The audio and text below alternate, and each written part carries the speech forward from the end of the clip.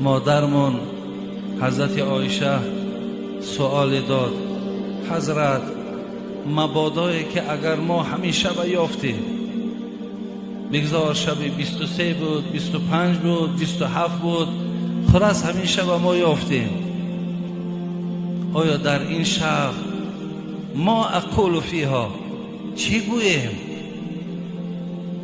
پیامبرمان به حضرت عایشه تعلیم دادند: قولی اللهم انک عفو تحب العفو فاعف عنی. ای عایشه، در این شبی که ما قرار داریم، بگو پروردگارا تو بخشنده ای، خداوندا تو بازم آن که بخشنده ای، با بخشیدن را دوست می داری. الله مهربان سهو خطای مرا ببخش.